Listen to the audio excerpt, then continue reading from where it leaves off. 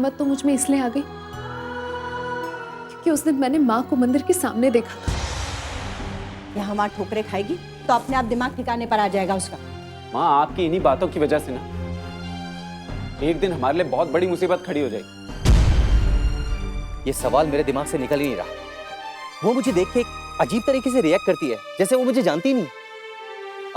आखिर इस अजनबीपन की वजह क्या है रोहित? घड़ी तो आपने पहन रखी होगी, क्या वजह है? दोपहर के 1:30 बजे। अगर किसी के घर से कोई इस तरह गायब होता है तो सबसे पहले तो वो शख्स कुछ देर तक इंतजार करता है, फिर अपने दोस्तों रिश्तेदारों से पूछता है और तभी पुलिस स्टेशन में फोन करता है। मगर आपने तो सीधे यहाँ फोन खड़का दिया। इस बात से ये साफ जाहिर होता है कि आप श्योर हैं कि आपकी बहन घर वापस नहीं आने वाली। मगर कैसे? खत तो उन्होंने छोड़ा नहीं। सच बोलिए मिस्टर अनिकेत, कानून से मदद मांगने से पहले सच बोलना जरूरी होता है, तभी हम आपकी मदद कर पाएंगे। आप मेरा यकीन कीजिए इंस्पेक्टर, हम लोग सुबह से उठकर इसी काम में लगे हुए। जहां फोन कर सकते थे, जहां भी पता लगा सकते थे, वो सब कुछ कर लिया। फिर मैंने सोचा टाइम वेस्ट करने से बेहतर होगा कि हम आपको इन्फॉर्म कर दें। ओह, बहुत अच्छा किया आपने। वैसे मिस्टर अनिकेत, मुझसे पहले इस केस की छानबीन कर रहे इंस्पेक्टर भोसले ने मुझे इस केस के बारे में सब कुछ बताया है। आपके घर में एक के बाद एक जो ये हादसे हो रहे हैं, इसका सिलसिला अभी भी जारी है। इसके पीछे किसी की साजिश तो नहीं? अब देखिए ना, आपकी पत्नी अर्चना, सडनली उनका एक्सीडेंट हो गया और जैसे ही वो हॉस्पिटल से घर लौट कर आई, पता चला उन्होंने खुदकुशी कर ली। और अब उसके बाद ये सारी नई बातें, इस एक घर में हो रहे कई हादसे मुझे शक में डाल रहे हैं मिस्टर अनिकेत। इसीलिए तो मैंने आपको फोन किया। आप छानबीन कीजिए, जो भी सच्चाई होगी अपने आप सामने आ जाएगी। ओके।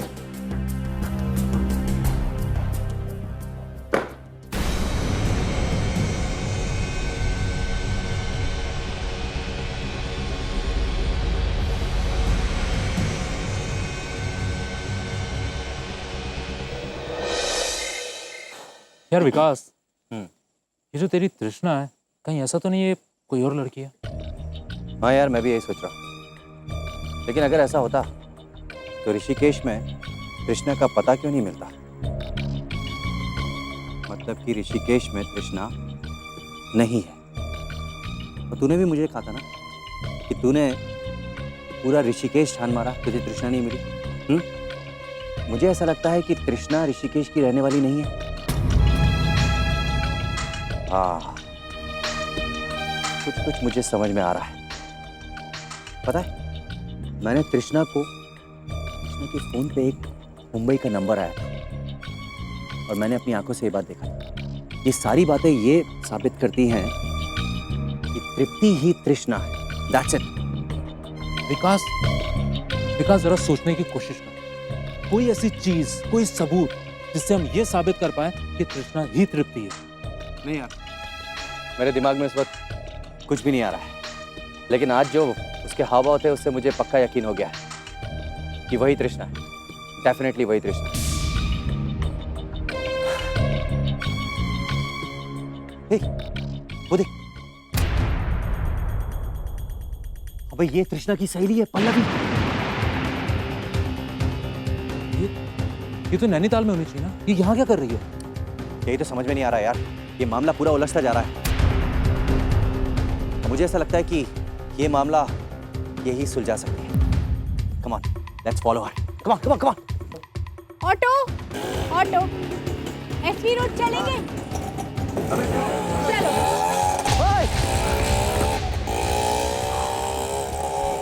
शिट मैन, यार ये तो निकल गई। अगर इससे कुछ पूछना है ना तो इसका पीछा करना। चल आजा, आ जल्दी आ, जल्दी जल्दी।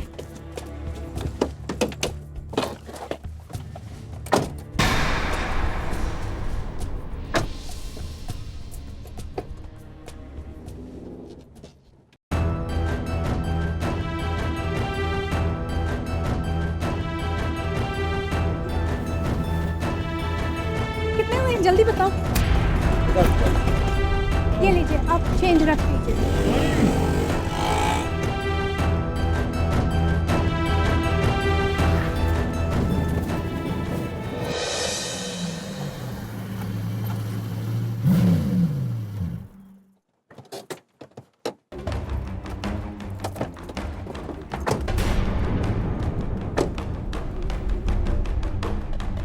यार ये ऑटो वाला कहाँ था?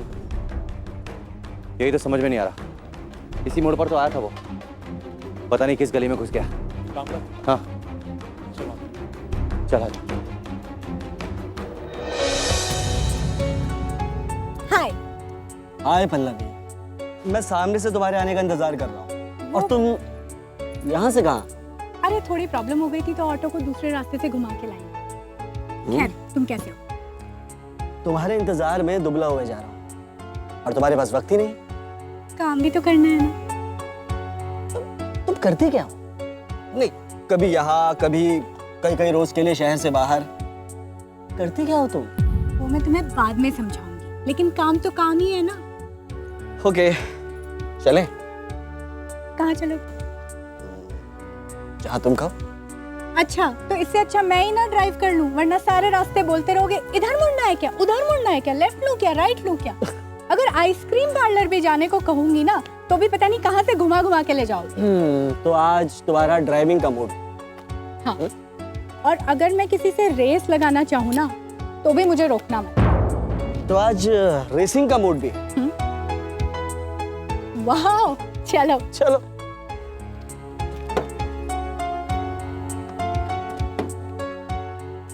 अब तो तुम्हारी जिंदगी भगवान के ही हाथ में है। हाँ, मुझे लगता है। और या फिर मेरे हाथ में। लाइट ऑन कर लेती तो बहुत अच्छा।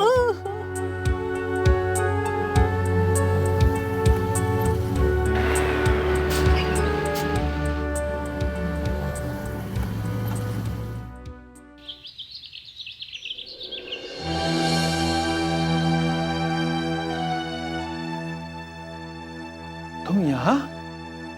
हाँ, अब ये यही रहती।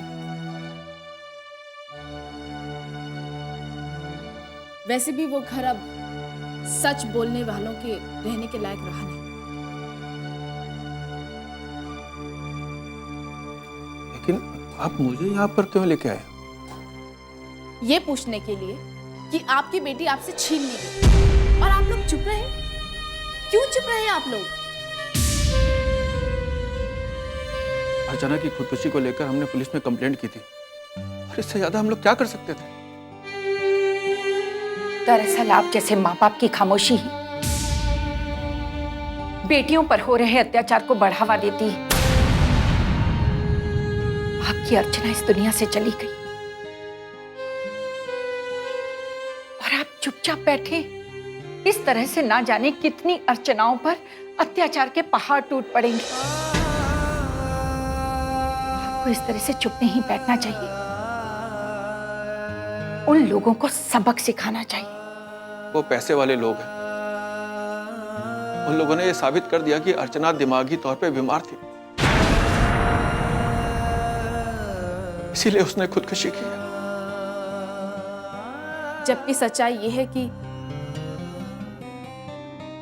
अर्चना ने खुदकुशी नहीं की, उसकी हत्या की गई है। नहीं, ऐसा नहीं हो सकता। ऐसा नहीं हो सकता। यही सच है उनका। पहले मैं भी यही सोचती थी कि अर्चना ने खुदकुशी की, लेकिन मैंने अपने कानों से सुना कि अर्चना ने खुदकुशी नहीं बल्कि उसे तो साजिश करके मारा गया है। किसने की है ये साजिश? किसने की है? ये साजिश किसने की है ये बात तो उस घर में सिर्फ कुमुद बता सकती है। हाँ, क्योंकि मैंने उनके ही मुंह से ये बात सुनी। अगर आपकी बेटी की हत्या हुई तो उसकी आत्मा को तब तक शांति नहीं मिलेगी जब तक आप अपराधियों को सजा नहीं दिलवा देते, और इसकी कोशिश आपको करनी होगी। अंकल, ये बात सामने आनी ही चाहिए कि अर्चना को मारने की साजिश आखिर की किसने है? किसने इस बात को अंजाम दिया है? क्यों हुई अर्चना की मौत? अर्चना की मौत छत से गिरकर जरूर हुई है, लेकिन अगर ये कत्ल है तो किसी ने उसे धक्का तो जरूर मारा होगा। कौन है वो और इसके पीछे उसका क्या मकसद था? इस बात का खुलना बेहद जरूरी है। लेकिन हमें तो ये बताया गया था कि हमने अनिकेत के परिवार वालों के खिलाफ पुलिस में कंप्लेंट की थी और इसी कंप्लेंट की वजह से अर्चना बहुत शर्मिंदा थी और उसका मौत का कारण ही वही थी। हमने तो पुलिस में इसलिए कंप्लेंट की थी कि हमारी बेटी के जीते जी अनिकेत की दूसरी शादी ना हो सके, हमारी बेटी का हक ना छीना जाए। और पुलिस में कंप्लेंट करने की वजह से हमने अपनी बेटी को खो दिया। और आप लोग ये सोचकर खामोश बैठ गए कि आपकी बेटी ने खुदकुशी कर ली और बात वहीं खत्म हो गई। नहीं, हमारे खामोश हो जाने की वजह कुछ और थी। हमने आपके ही कहने पे पुलिस में कंप्लेंट की थी, लेकिन हमें क्या मालूम था ये कंप्लेंट ही मेरी बेटी की खुदकुशी की वजह बन जाएगी। आप लोग ऐसा क्यों समझते हैं कि उसकी खुदकुशी की वजह यह है? उसकी खुदकुशी की वजह है उसका दिमागी संतुलन। उसकी खुदकुशी की वजह आपकी कंप्लेन करना नहीं है, उसका मानसिक तनाव है। मिल गया ना सकूं? देख लिया ना आपने अंजाम क्या हुआ। हम तो अपनी बेटी को भी खो चुके हैं। और वैसे भी अब तो जो होना था सो हो गया। हमने खुदकुशी के बारे में पुलिस में कंप्लेंट लिखवाई, लेकिन इसके बावजूद भी अनिकेत को आराम से जमानत मिल गई। इसके बारे में आप क्या कहें? देखिए, ये खुदकुशी का मामला है, इसमें ज़्यादा कुछ हो भी नहीं सकता। मुझे अफसोस है कि अर्चना को बचाने की कोशिश में भी हम अर्चना को बचा नहीं सकते। अब तो वैसे भी वो इस दुनिया से जा चुकी है और अब इस बात को यहीं ख़त्म कर देना ही अच्छा है। वो खुदकुशी भी उन लोगों की वजह से ही हुई है। इस बात को साबित करना बहुत मुश्किल है, क्योंकि अब ये बात अदालत तक जा चुकी है कि उसकी दिमागी हालत ठीक नहीं थी। और वैसे भी अब हम कुछ भी कर लें, अर्चना तो वापस आ नहीं सकती। देखिए, मैंने यही कहने के लिए आपको यहाँ बुलाया कि अब पुलिस के चक्कर लगाने की कोई ज़रूरत नहीं, और अगर हो सके तो आप लोग अपने गांव वापस लौट जाइए। हम इतनी जल्दी गांव वापस नहीं जाएंगे। यहाँ रहकर वैसे भी कुछ नहीं हो सकता। मैंने बाकायदा इसके बारे में सब कुछ पता कर लिया है। बेकार में वक्त गंवाने वाली बातें हैं। मैं आपको एक बार फिर आगाह करना चाहूंगा कि उन लोगों को बेवजह फंसाना उचित नहीं होगा, इसलिए इस बात को यहीं खत्म कर देना चाहिए।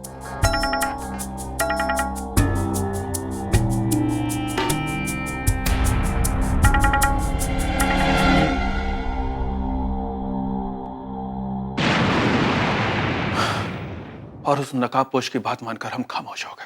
आपने पहले उस नकाबपोश की बात मानकर पुलिस में कंप्लेंट कराई और उसके बाद उसी की बात मानकर खामोशी इख्तियार कर ली। क्या आपने जानना जरूरी नहीं समझा कि आखिरकार वो इंसान है कौन और उसका मकसद क्या है? हमने जानना तो चाहा, लेकिन उसने कभी कुछ बताया ही नहीं।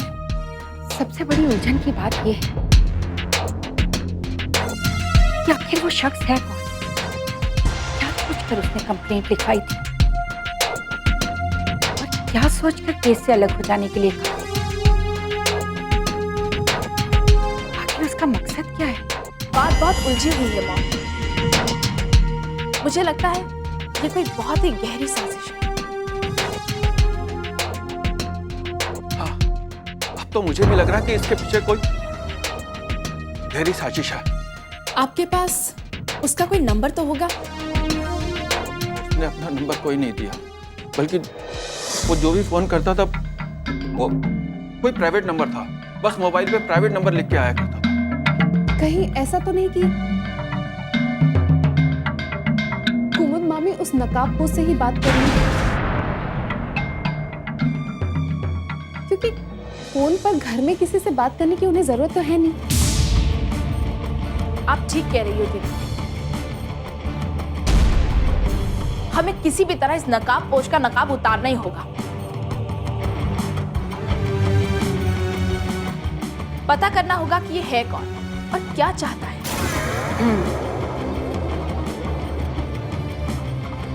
अर्चना की मौत से जुड़ा हुआ राज और उस नकाबपोश के बारे में सिर्फ कुमुद ही बता सकती है, और इसके लिए उसे मजबूर करना होगा। सवाल तो ये है कि कुमुद को मजबूर किस तरह किया जा सकता है?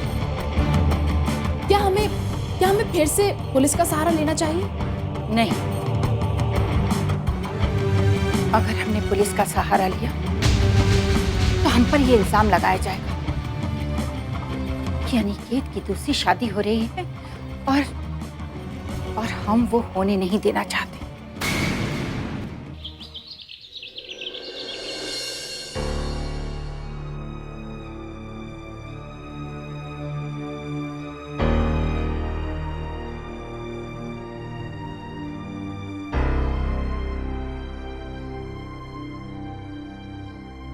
अरे तृप्ति बेटा, पंडित जी से बात हो गई है, कुंडली भी दिखा दी है, 26 गुण मिलते हैं।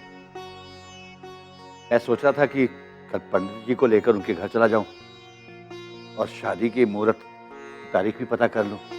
तुम क्या कहती हो? जैसा आपको ठीक लगे पापा। ठीक है भाई, नेक काम में देरी किस बात की? हेलो नमस्कार जी, मैं भानु प्रताप बोल रहा हूँ जी। जी नमस्ते, कहिए कैसे फोन किया आपने? जी एक बात पूछना चाहता था, वो भाई साहब है घर पे? जी वो टहलने गए हैं, आप मुझे बताइए क्या बात है? जी मैं ये पूछना चाहता था कि कल मैं पंडित जी को लेकर आपके घर पे आ जाऊं ताकि शादी की तारीख भी तय कर ली जाए, जल्दी से मुहूर्त निकाला जाए। जी जी बिल्कुल, हम तो आप ही का इंतजार कर रहे हैं। ठीक है जी। जब से बहू को देखा है ना, घर बहुत सूना सूना लग रहा है। बस अब तो उसे लाने की जल्दी है। आपको जल्दी नहीं है अपनी बेटी को विदा करने की,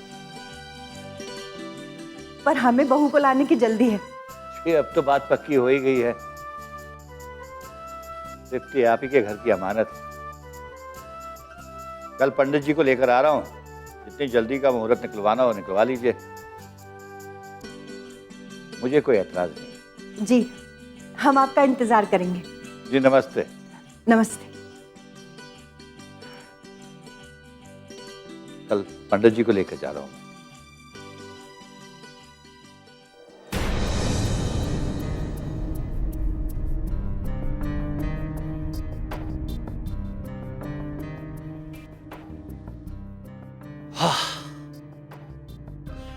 अब इसमें शक की कोई गुंजाइश ही नहीं रही कि तृप्ति ही तृष्णा है और पल्लवी भी यही है, इसी शहर में। काश कि मैं उस दिन उसे पकड़ने में कामयाब हो जाता, काश। लेकिन अगर पल्लवी यही इसी शहर में है तो वो ज्यादा दिन मेरी नजरों से छुप कर नहीं रह सकती। रोहित को तो मैंने कह ही दिया उसे ढूंढने के लिए, कहीं ना कहीं वो जरूर मिल जाएगी। और अगर पल्लवी मिल गई तो ये मामला आसानी से सुलझ जाएगा। अब माँ। विकास, कल समधी जी पंडित जी को लेकर आ रहे हैं। मैंने तो उनसे साफ साफ कह दिया है कि मुझे बहुत जल्दी घर लाना है। उन्हें भी कोई एतराज नहीं है। मैं तो पंडित जी से कहने वाली हूँ, जितनी जल्दी का हो शादी का मुहूर्त निकाल दे। ऐसे क्या देख रहा है?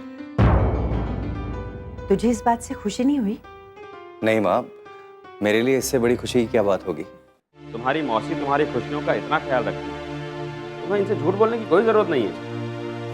लो जी, ये भी आ गए। जरा इनसे कोई पूछे क्या कर रहे हैं आप यहाँ पे? ये क्या बकवास कर रहे हैं आप? बकवास नहीं, सच्चाई है ये। आपने अपने बेटे की दूसरी शादी करने के लिए मेरी बेटी को मार डाला।